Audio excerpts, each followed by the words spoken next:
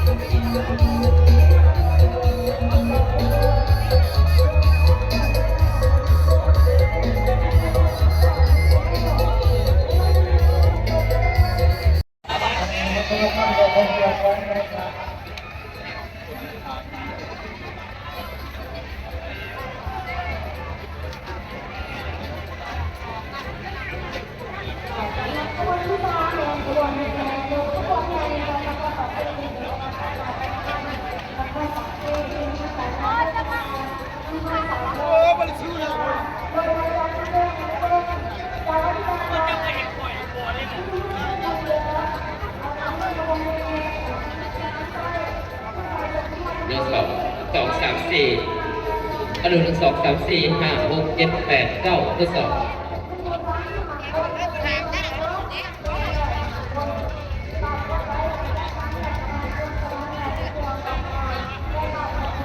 จึกทดสอบทีมงานบักตอนใส่กรุ๊ปใส่กวากกัน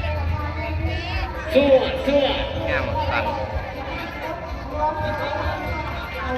ภาษาให้เอาล่ะ1 2ทดสอบ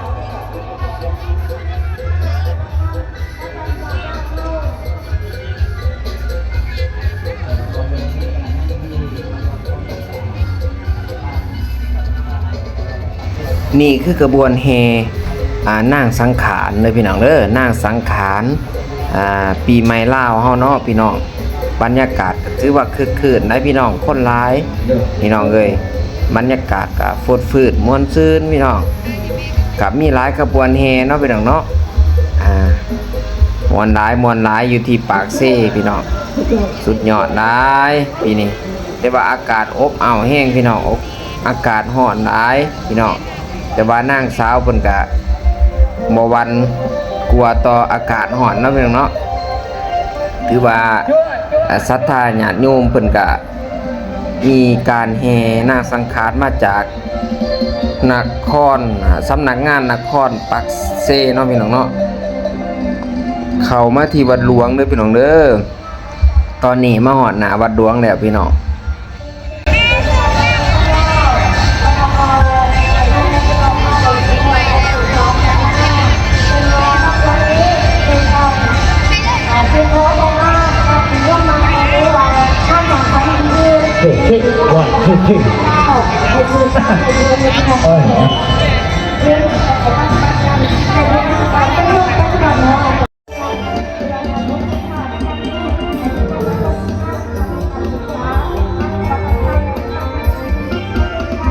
บรรยากาศแบบนี้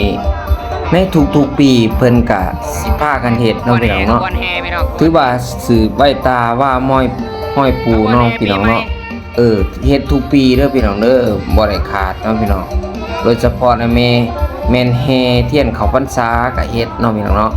ยามปีใหม่ก็แห่นางสังขารพี่น้องแห่นางสังขารลาวสงกรานต์ลาวเนาะพี่น้องเนาะแห่นางสังขารนี่ก็คือนางสังขารเฮาเนาะพี่น้องเนาะงามบ่พี่น้องนางสังขารเฮาเด้อพี่น้องเด้อปีนี้ขี่หมูเนาะพี่น้องเนาะปีนี้นางสังขารขี่หมูเด้อพี่น้องเด้อบรรยากาศนี่ตอนนี้เพิ่นก็เข้าวัดหลวงนะในเนาะพี่น้องเนาะเข้าวัดหลวงถวายปัจจุปัจจัยเนาะกระบวนแห่ตัวนี้ก็แม่น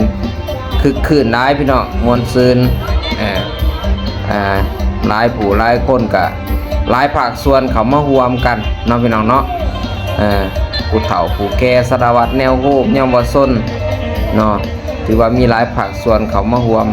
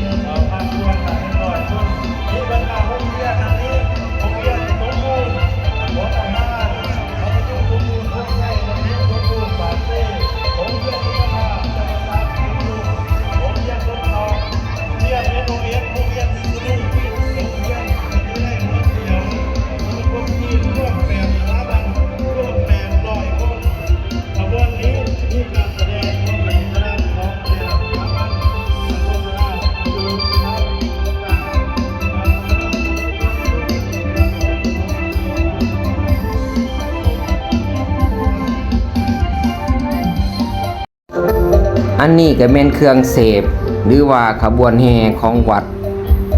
ทาให้ได้พี่น้องเด้อที่มีเครื่องเสียงเสพอยู่นี่เนาะพี่น้องเนาะวัดทาให้พี่น้องหรือว่าบุงอุลมแถวนั้นนะพี่น้องนี่ก็บรรยากาศแม่ค้าขายสิ่งขายของเนาะพี่น้องเนาะขายหลายอย่างหลายแนวเครื่องอยู่ของกินเนาะพี่น้องเนาะอาหารหวานข้าว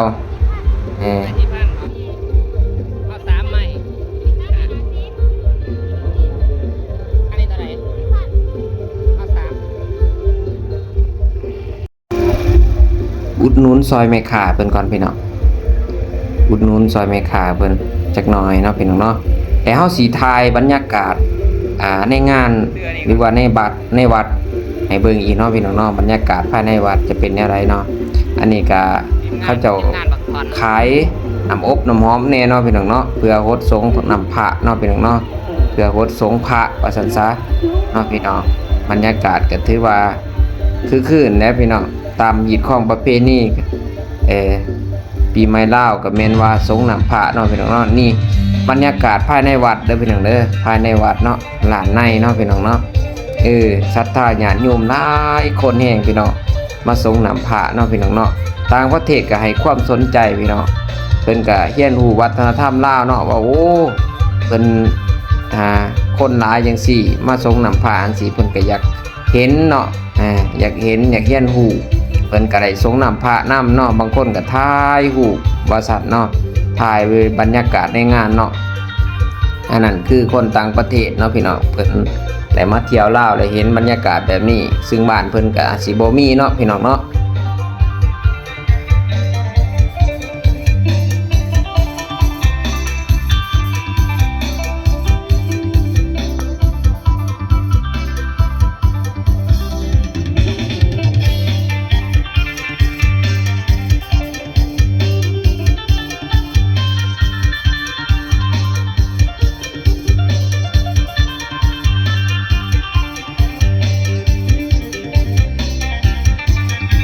มาหอดบรรยากาศบ่นี้เนาะต่างประเทศเต้นแท้เต้นวายพี่น้องเพิ่นก็ม่วนพวกเพิ่นได้พี่น้องพี่น้องต่างประเทศพี่น้องชาวต่างประเทศเนาะก็โอ้เต้นม่วนซื่นกันว่าซั่นเห็นคนลาวเฮาเต้นเห็นคนลาวเฮาม่วนเพิ่นก็ม่วนนํเนาะพี่น้องเนาะบรรยากาศคึกคืนได้พี่น้องนี่ก็บรรยากาศกำลังฟดฟื้นเนาะกำลังสงน้ำพระเนาะก็มีหลายคนเนาะมากหน้าหลายตาว่าสันสาหลายบ่อนหลายทีเขาเจ้ามาสงน้ำพระอยู่วัดหลวงนี่หลายพี่น้องวัดหลวงนครปากซี่แข้งจำปาสักเฮาต่างประเทศกับพากันฟ้อนเมืองดีพี่น้องบรรยากาศเป็นเต้นเป็นม่วนกันว่าซั่นไปหมู่เพิ่น3-4คนเนาะพี่น้องเพิ่นก็พากันม่วนเพิ่นเต้นเห็นบ่เพิ่นเห็นเฮาถ่ายวิดีโอเพิ่นก็เต้นใส่พี่น้องโอ้ยเพิ่นฟ้อนตามจังหวะของเพลงคือหยังนี่พี่น้องเพิ่นก็เต้นเป็นได้พี่น้องเพลงลาวเพิ่นก็เต้นเป็นได้พี่น้องเอ้ยม่วนซื่นเพิ่นก็เล่นปีใหม่เล่นสงกรานต์คือกับเฮาเนาะพี่น้องเนาะ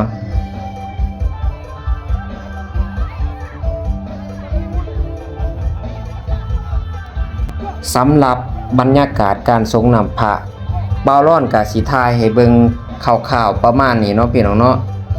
พอได้ให้พี่น้องได้เห็นได้เบิ่งเนาะผู้อยู่ต่างประเทศเนาะก็ดีเนาะผู้อยู่ภายในประเทศก็ดีเนาะบรรยากาศของอยู่เมืองปากเซ่กับสิประมาณนี้เนาะพี่น้องเนาะบรรยากาศก็สิประมาณนี้ถ่ายไว้ให้พี่น้องได้เบิ่งเด้อพี่น้องเด้อขอให้พี่น้องโชคดีอยู่ดีมีแรงมีโชคมีไส้ร่ำรวยซื้อได้ขายหมานประสบผลสำเร็จทุกประการในช่วงปีใหม่ก็ขอให้มีแต่สิ่งดีๆเข้ามาเนาะพี่น้องเนาะ